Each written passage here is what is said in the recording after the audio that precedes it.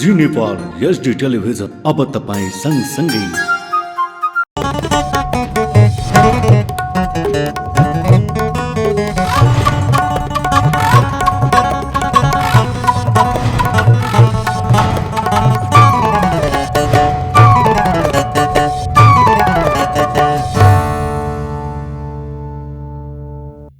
नमस्कार, जी नेपाल न्युजमा यहाँलाई स्वागत छ। म खेमा जोशी। सुरु गरौं प्रमुख समाचारका शीर्षकहरूबाट।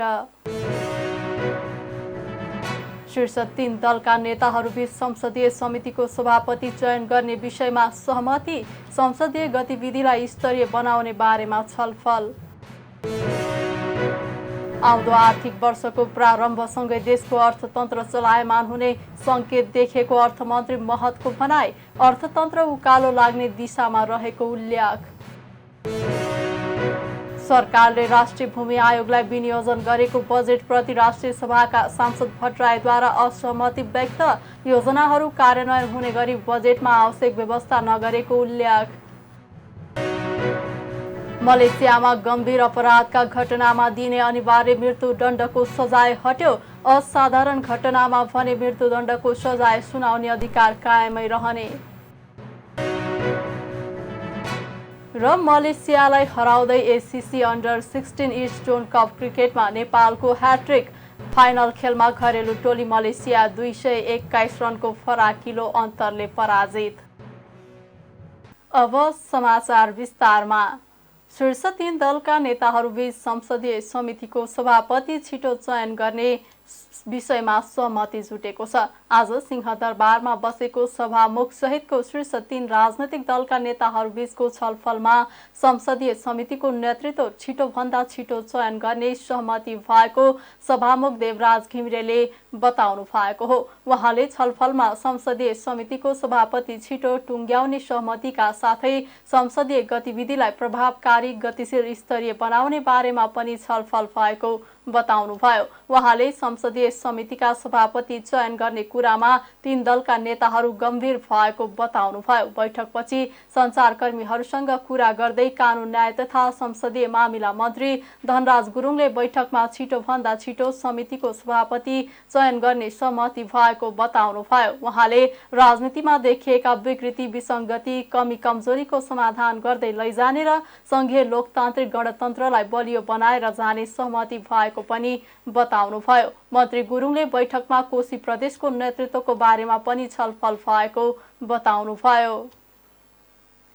अर्थमन्त्री डाक्टर प्रकाश शरण महतले आउँदो आर्थिक वर्षको प्रारम्भसँगै देशको अर्थतन्त्र चलायमान हुने संकेत देखिएको बताउनु भएको छ। प्रतिनिधि सभा अन्तर्गतको अर्थ समितिको आजको बैठकमा अर्थमन्त्री महतले अर्थतन्त्र उकालो लाग्ने दिशामा रहेकाले लक्ष्य प्राप्तिका लागि छिटो हिँड्न दबाव सृजना भएको उल्लेख गर्नुभयो। राजस्व र पुँजीगत खर्च बढाउने तथा साधारण खर्च घटाउने विषयमा सरकार गम्भीर रहेको बताउँदै उहाँले अहिले अर्थतन्त्रको समग्र अवस्था सकारात्मक बाटोमा उन्मुख रहेको दावी गर्नुभयो। देश आर्थिक हिसाबले समस्या मुक्त नभएको भन्दै उहाँले कुनै पनि देशको अर्थतन्त्र समस्या मुक्त नहुने जिकिर गर्नुभयो। अर्थमन्त्री महतले आवश्यकताको तुलनामा सम्बोधन गर्न सकिने विषय अत्यन्त कम रहेको उल्लेख गर्नुभयो। अर्थ मन्त्रालयका राजस्व सचिव डाक्टर रामप्रसाद घिमिरेले देशको समग्र राजस्व सङ्कलन र बजेट खर्च स्थिति प्रस्तुत गर्नुभयो। उहाँले पेन्सन, सामाजिक सुरक्षा,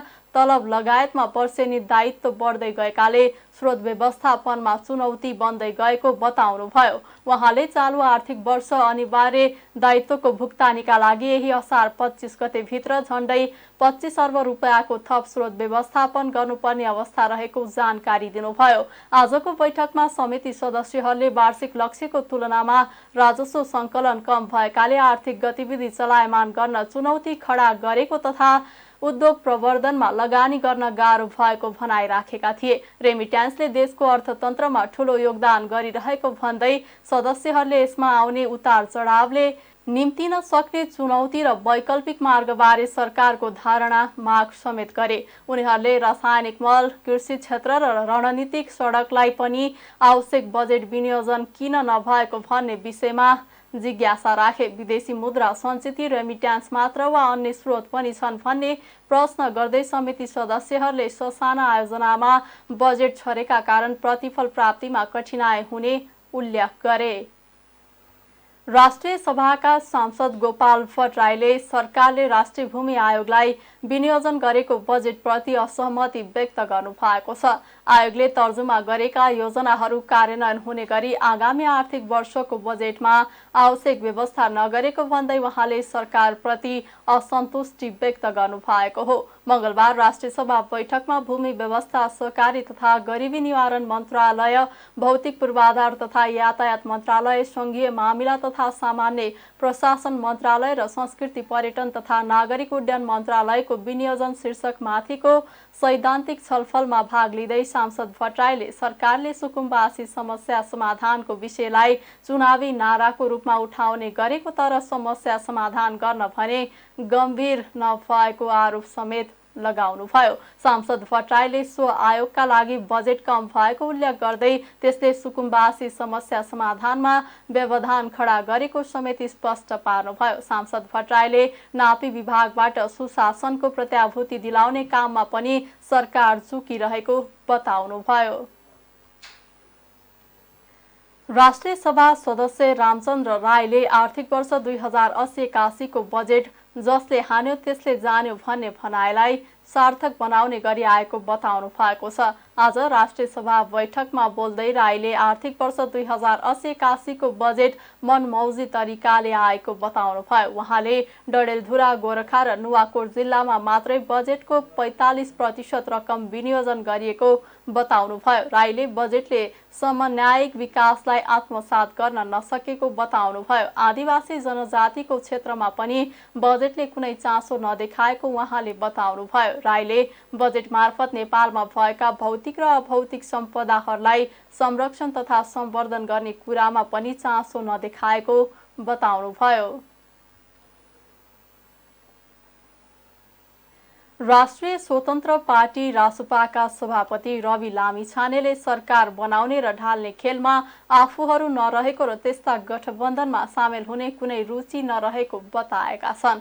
मंगलबार धनगढी विमानस्थलमा पत्रकारसँग कुराकानी गर्दै उहाँले पार्टीको समग्र ध्यान संगठन निर्माण र मुलुकको समस्याहरूको उठानमा केन्द्रित रहेको बताउनु भएको छ। मुलुक आर्थिक संकटमा रहेको पनि उहाँले बताउनु भयो। त्यसको सम्बोधन गर्न सरकारले ठोस योजना ल्याउन नसकेको पनि बताउनु भयो। सरकारले आम नागरिक, उद्योगी, व्यवसायीलाई राहत हुने गरी कुनै निर्णय नगरे आफूहरूले ठोस निर्णय लिने पनि बताउनु भयो। पार्टीका सांसदहरूले बुँदागत छलफलमा एक एक कुरा उठाएको तथ्यमा आधारित भएर कुरा उठाएको पनि उहाँले बताउनु भयो।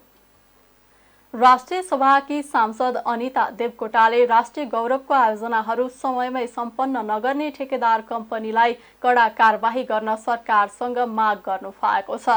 आज राष्ट्रिय सभा बैठकमा भूमि व्यवस्था, सहकारी तथा गरिबी निवारण मन्त्रालय, भौतिक पूर्वाधार तथा यातायात मन्त्रालय, संघीय मामिला तथा सामान्य प्रशासन मन्त्रालय र संस्कृति पर्यटन तथा नागरिक उड्डयन मन्त्रालयको विनियोजन शीर्षक माथिको सैद्धान्तिक छलफलमा भाग लिँदै उहाँले सो माग गर्नु भएको हो। सांसद देवकोटाले समयमै सम्पन्न नगर्ने हो भने राष्ट्रिय गौरवका आयोजनाहरूको नामाकरण नगर्न पनि सरकारलाई सचेत गराउनु भयो। उहाँले राष्ट्रिय गौरवका आयोजनाहरूमा चरम भ्रष्टाचार मौलाएको उल्लेख गर्दै यसलाई नियन्त्रण गर्न पनि सरकारलाई गम्भीर बन्नुपर्ने आवश्यकता औल्याउनु भयो। सांसद देवकोटाले निर्माणाधीन सडक आयोजनाहरूका लागि आवश्यक बजेटको व्यवस्था नगरेको भन्दै सरकारप्रति आक्रोश समेत व्यक्त गर्नुभयो।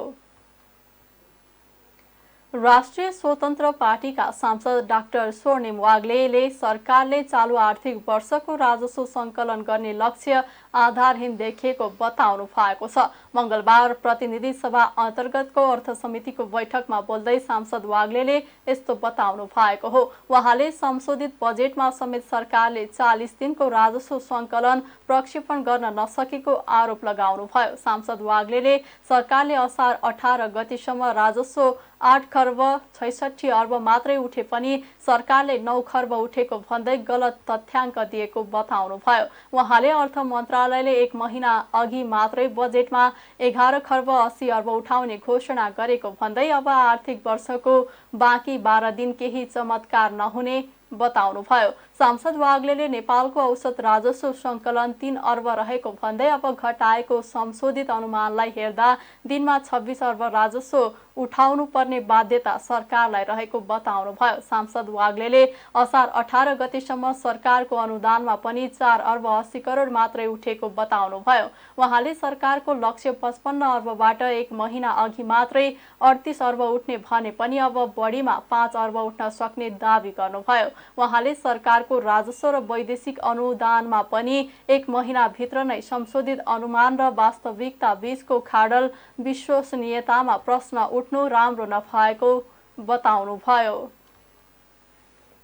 नेपाल समाजवादी पार्टी नेसपाले नीति सिद्धान्त र विचार मिल्ने पार्टी र समूहहरूसँग संवाद सहकार्य बढाउँदै ध्रुवीकरणको पहल गर्ने र मुद्दा मिल्ने पार्टीहरूसँग मोर्चा बनाउने भएको छ। नेसपाले संगठन निर्माण तथा विस्तार अभियान 2080 अन्तर्गत अग्रगामी शक्तिहरूको वृहत ध्रुवीकरण मार्फत देशमा नयाँ वैकल्पिक शक्ति निर्माण गर्न प्रयत्नशील रहने समेत जनाएको छ। नेसपा केन्द्रीय समिति बैठकको निर्णय अनुसार यही असारबाट सुरु भई पुस महिनासम्म चल्ने अभियानको विस्तारित खाका नेसपाले सार्वजनिक गरेको हो। अभियान मार्फत पार्टीलाई वैचारिक रूपमा नयाँ प्रगतिशील लोकतान्त्रिक समाजवादी विकल्पको रूपमा स्थापित गर्ने नेसपाले जनाएको छ। साथै सबै स्थानीय तहसम्म संगठनात्मक सञ्जाल विस्तार गर्ने नेसपाको विज्ञप्तिमा उल्लेख छ। अभियान अन्तर्गत वैचारिक तथा राजनैतिक संगठन निर्माण तथा विस्तार, संयुक्त मोर्चा र ध्रुवीकरण, जनसङ्घर्ष र जनपरिचालनको लक्ष्य राखेको छ। नेसपाले अभियन्ताहरूले पालना गर्नुपर्ने नियम र आचार संहिता समेत सार्वजनिक गरेको छ। काठमाडौँ महानगरपालिकाले हनुमान ढोका परिसरभित्र गाडी निषेध गरेको छ। सम्पदाको मौलिकता जगाउन महानगरपालिकाले यो निर्णय गरेको हो। महानगरका मेयर बालेन्द्र शाहले यहाँको चिनारी नै प्राचीन सम्पदा भएकाले तिनको मौलिकता जगाउन आवश्यक भएको बताउनुभयो। बसन्तपुर क्षेत्रमा दैनिक हजारौं पर्यटक आउने गरेका उल्लेख गर्दै उहाँले सामाजिक सञ्जाल मार्फत भविष्यमा लाखौं पर्यटक आउन सक्ने सम्भावना रहेको उल्लेख गर्नुभएको छ। मौलिकता, सौन्दर्य र परिसरको वातावरण शान्त, स्वच्छ र सुरम्य हुन अत्यावश्यक रहेको उल्लेख गर्दै हनुमान ढोका परिसरभित्र गाडी निषेध गरिएको मेयर शाहले बताउनुभयो।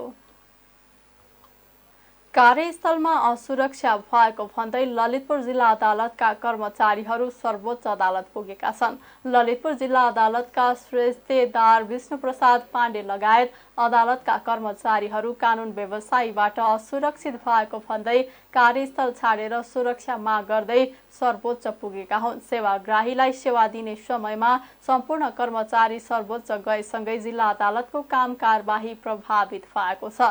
कर्मचारीहरू कार्यालयमा उपस्थित नभएपछि ललितपुर जिल्ला अदालतमा पेशी व्यवस्थापन लगायतको काम हुन सकेको छैन।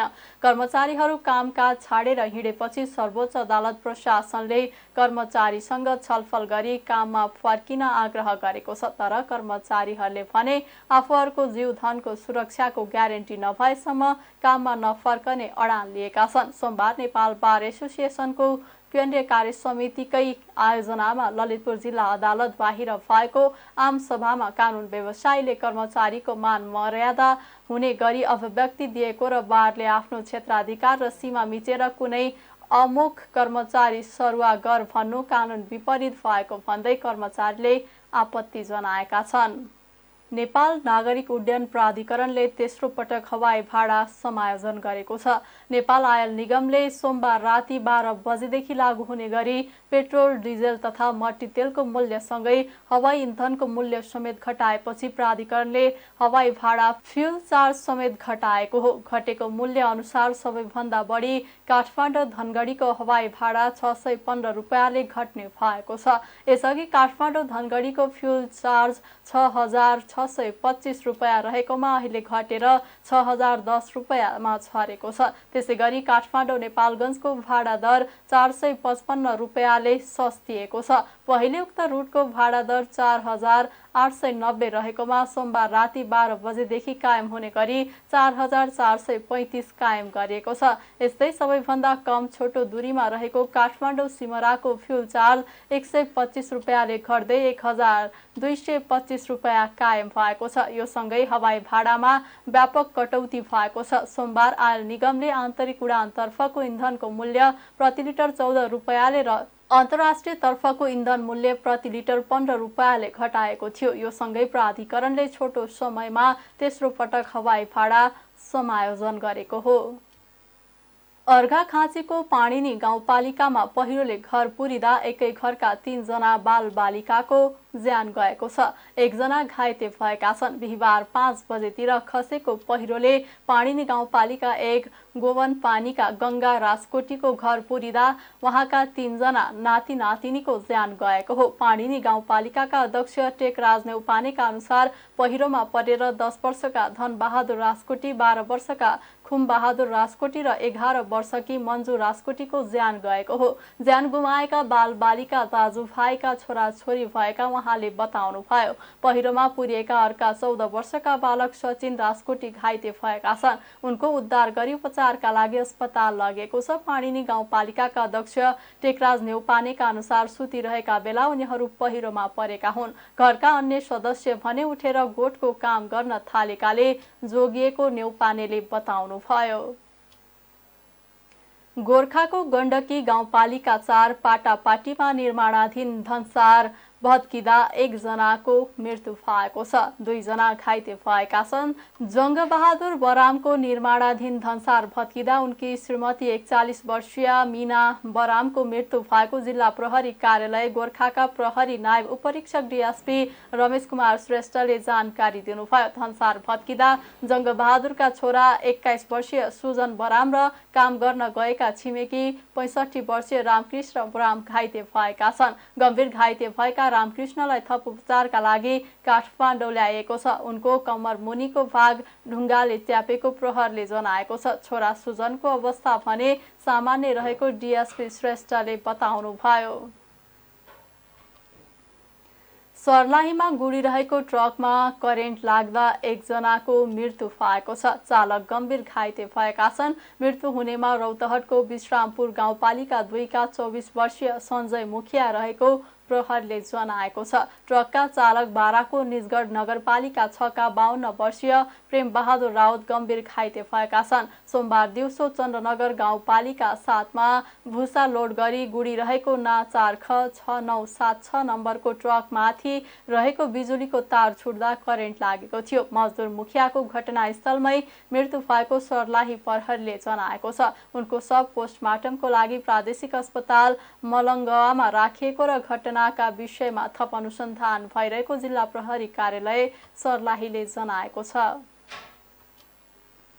काठमाडौँका विभिन्न स्थानमा 2 जना मृत फेला परेका छन्। तारकेश्वर र कागेश्वरी मनोहरामा 2 जना पुरुष मृत अवस्थामा फेला परेका हुन्। तारकेश्वर नगरपालिका 4 मिलन बस्ती स्थित खाजा पसलमा अर्घखाँची भूमिका स्थान नगरपालिका 7 घर भई काठमाडौँ तारकेश्वर नगरपालिका 5 लोलाङ बस्ने 40 वर्षीय अशोक पौडेल सोमबार मृत अवस्थामा फेला परेका छन्। यसैगरी काठमाडौँकै कागेश्वरी मनोहरा नगरपालिका 1 कुवर गाउँमा सिन्धुपाल्चोक 12 विसे नगरपालिका घर भई कागेश्वरी मनोहरा नगरपालिका 1 सूर्य मण्डली बस्ने 75 वर्षीय गोरेकामी सोमबार मृत अवस्थामा फेला परेका छन्। उता नवलपरासी पूर्वको गैंडाकोट नगरपालिका 16 अमरापुरी बस्ने 70 वर्षीय लाल बहादुर कडेल आफ्नै घर अगाडि रहेको खेतमा सोमबार मृत अवस्थामा फेला परेका छन् भने कञ्चनपुरको बेदकोट नगरपालिका 3 बजार अनमोल होटल नजिक पानी जमेको खाल्डोमा बेदकोट नगरपालिका 1 चम्फापुर बस्ने 37 वर्षीय लक्ष्मण भट्ट सोमबार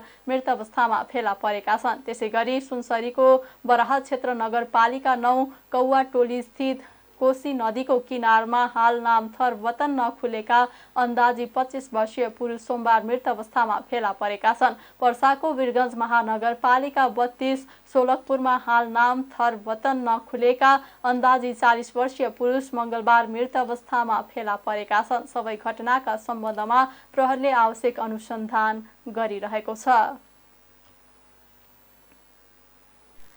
कक्षा 10 को नतिजा पुरानै ग्रेडिङ पद्धति अनुसार सार्वजनिक गरिने भएको छ। राष्ट्रिय परीक्षा बोर्डले गत वर्ष अनुसार नै नतिजा सार्वजनिक गर्ने निर्णय गरेको हो। बोर्डले यसपटकका लागि पुरानो निर्देशिका अनुसार नतिजा सार्वजनिक गर्ने निर्णय गरेको राष्ट्रिय परीक्षा बोर्ड कक्षा 10 का परीक्षा नियन्त्रक विष्णु नारायण श्रेष्ठले जानकारी दिनुभयो। बोर्डले 2079 को कक्षा 10 को नतिजा शुक्रबार भित्रमा सार्वजनिक गर्ने तयारी गरेको छ। लेटर ग्रेडिङ अनुसार सबै विषयमा 35% नतिजा नआउने विद्यार्थीको नन ग्रेड हुने भन्ने छ, तर बोर्डले यो वर्ष उक्त निर्णय कार्यान्वयन नगर्ने भएको हो।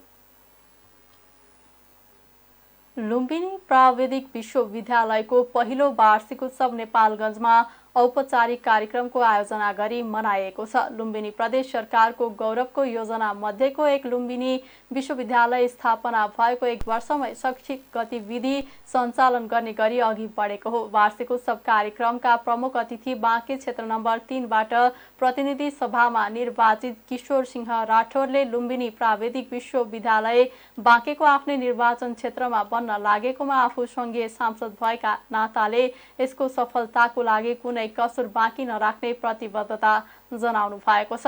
उहाँले 3 प्रदेशको केन्द्रको रूपमा लुम्बिनी प्राविधिक विश्वविद्यालय सञ्चालनमा आउनुले यहाँ उत्पादन हुने प्राविधिक जनशक्ति यही नै खपत हुने कुरामा आफू विश्वस्त रहेको बताउनुभयो। उहाँले सङ्घीयता कार्यान्वयन गर्दा बाँके बर्दियालाई कर्णालीमा नमिसाउनु ठूलो भूल भएको बताउनुभयो। लुम्बिनी प्राविधिक विश्वविद्यालयका कुलपति समेत रहनुभएका लुम्बिनी प्रदेशका मुख्यमन्त्री दिल्ली चौधरीले विश्वविद्यालय प्रदेशको गौरवको आयोजना भएको भन्दै लुम्बिनी प्राविधिक विश्वविद्यालय स्थापनादेखि सञ्चालन गर्दासम्म अवसर र चुनौती दुवै रहेको बताउनुभयो।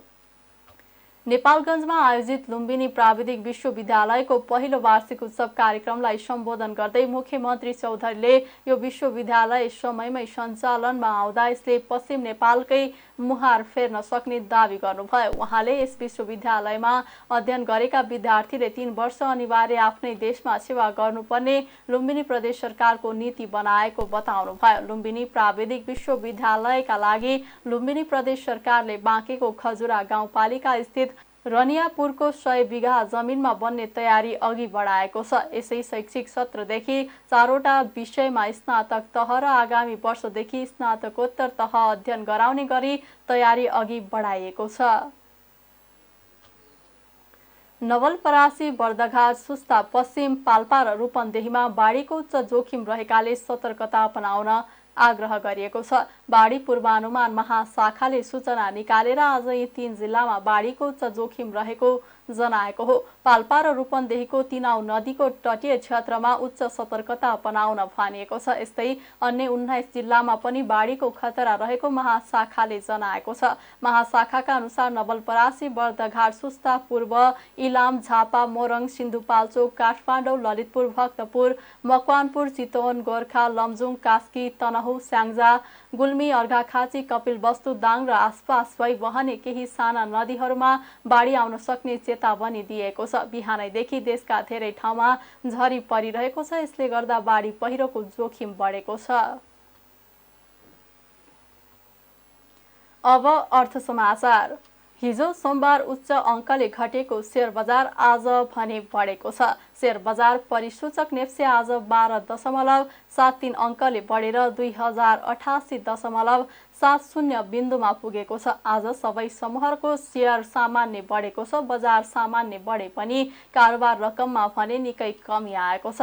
आज 282 वटा कम्पनीका 64,50,000 किता शेयर किनबेच भए। हिजो 4 अर्ब 5 करोड रुपियाँको शेयर कारोबार भएकोमा आज 2 अर्ब 57 करोड 61 लाख रुपियाँको शेयर कारोबार भयो। आज सबैभन्दा धेरै नागरिक लगानी कोषको 12 करोड 17 लाख रुपैयाँको सेयर किनबेच भयो। सबैभन्दा धेरै सिटी होटलको सेयर 10% तथा मानुषी लघुवित्त र सिंगटी हाइड्रोको सेयर 5%ले बढेको छ। समग्रमा बजार बढेको दिन आज सबैभन्दा धेरै बीपीडब्ल्यू लघुवित्तको सेयर 10%ले घटेको छ।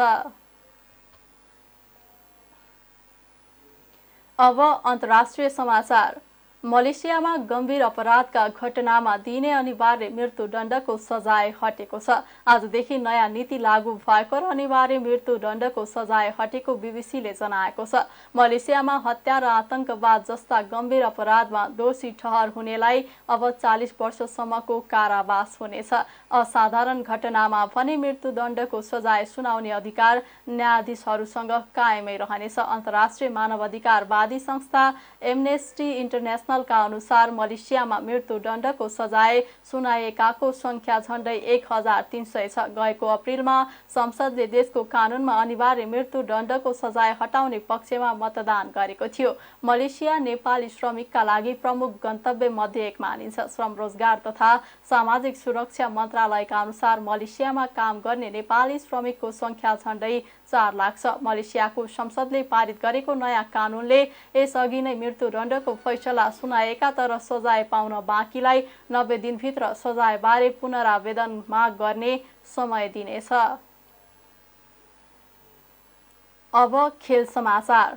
नेपालले एसीसी 16 वर्ष मुनिको स्टोन कप क्रिकेटको उपाधि जितेको छ। फाइनलमा घरेलु टोली मलेसियालाई 221 रनले हराउँदै नेपाल च्याम्पियन बनेको हो। नेपाल तेस्रो पटक 16 वर्ष मुनिको स्टोन कपको उपाधि जित्न सफल भयो। फाइनल खेलमा 253 रनको लक्ष्य पछ्याएको मलेसिया 14 ओभर 5 बल 31 रनमा अल आउट भयो। मलेसियाका मोहम्मद अक्रमले 10 रन बनाउनु बाहेक अन्य कुनै पनि खेलाडीले दोहोरो अङ्कमा रन बनाउन सकेनन्। नेपालका अभिषेक तिवारीले 5 विकेट लिए। त्यस्तै सन्तोष यादवले 3 र सागर गैरेले 1 विकेट लिए। त्यसअघि बायोमास ओभल मैदानमा टस जितेर पहिला ब्याटिङ गरेको नेपालले निर्धारित 35 ओभरमा 8 विकेट गुमाउँदै 252 रन बनाएको थियो। नेपालका नरेन भट्टले 89 बलमा अभिजित 112 रन बनाए। उनी यो प्रतियोगितामा शतक हान्ने पहिलो नेपाली खेलाडी समेत बनेका छन्। त्यस्तै निरज यादवले 47 रन जोडे। मलेसियाका मोहम्मद अक्रमले 3 विकेट लिए। समूह चरणमा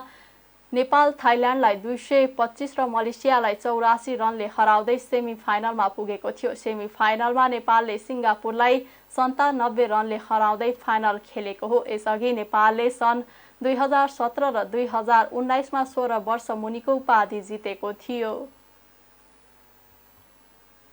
खेल समाचार सँगै हामी जी नेपाल न्युजको अन्त्यमा आइसकेका छौं। जाँदा जाँदै प्रमुख समाचारका शीर्षकहरू पुनः एकपटक। शीर्ष 3 दलका नेताहरूबीच संसदीय समितिको सभापति चयन गर्ने विषयमा सहमति। संसदीय गतिविधिलाई स्तरीय बनाउने बारेमा छलफल। आउँदो आर्थिक वर्षको प्रारम्भसँगै देशको अर्थतन्त्र चलायमान हुने संकेत देखेको अर्थमन्त्री महतको भनाई। अर्थतन्त्र उकालो लाग्ने दिशामा रहेको उल्लेख। सरकारले राष्ट्रिय भूमि आयोगलाई विनियोजन गरेको बजेटप्रति राष्ट्रिय सभाका सांसद भट्टराईद्वारा असहमति व्यक्त। योजनाहरू कार्यान्वयन हुने गरी बजेटमा आवश्यक व्यवस्था नगरेको उल्लेख। मलेसियामा गम्भीर अपराधका घटनामा दिने अनिवार्य मृत्युदण्डको सजाय हट्यो। असाधारण घटनामा भने मृत्युदण्डको सजाय सुनाउने अधिकार कायमै रहने। र मलेसियालाई हराउँदै एसीसी अन्डर 16 स्टोन कप क्रिकेटमा नेपालको ह्याट्रिक। फाइनल खेलमा घरेलु टोली मलेसिया 221 रनको फराकिलो अन्तरले पराजित। प्रमुख समाचारका शीर्षकसँगै अहिलेका लागि जी नेपाल न्युज सकियो। ताजा समाचार र मनोरञ्जनका लागि जी नेपाल 4K टेलिभिजन हेर्दै गर्नुहोला। नमस्कार।